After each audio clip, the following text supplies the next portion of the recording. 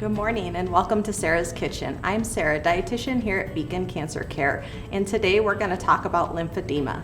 Lymphedema is something a lot of our patients really struggle with, and one of the things we can do is make some nutrition changes to help manage our triggers that may be contributing to our lymphedema. A couple things to keep in mind is following a low-fat diet, looking for foods that are anti-inflammatory, and making sure that we're meeting our protein and fluid needs through our diet. Today's recipe, we're going to talk about looking at some other ways to add anti-inflammatory foods. And our recipe today is going to be eggplant tapas, which should be a fun, easy recipe for you to bring to maybe summer barbecues or something you can use as a main dish to your dinner.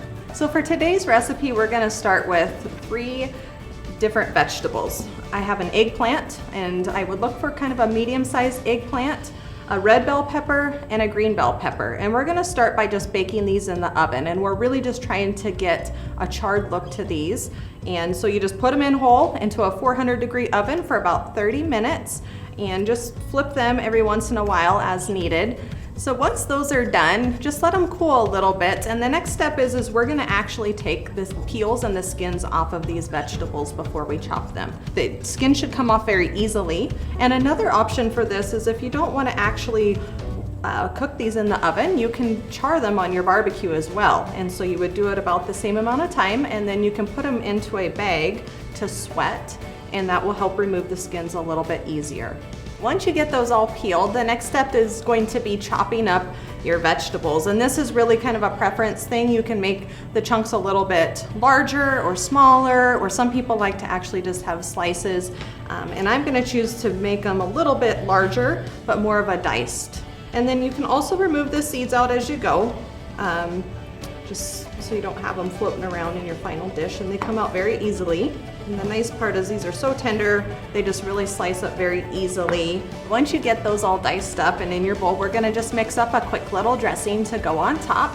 And so you're gonna start with 1 clove of garlic and just mince that up.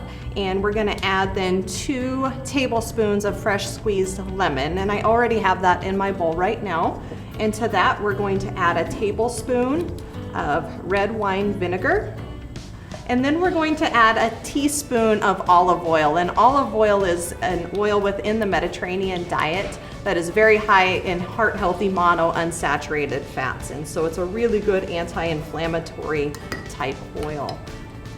And then the last thing we're gonna add is just a little bit of fresh ground pepper. And so one of the things I really like about this recipe is there's not any added salt. And when a person's struggling with lymphedema, managing that sodium intake is really important. And so we're gonna get a lot of our flavor from the red wine vinegar and the garlic and the black pepper, along with those roasted vegetables.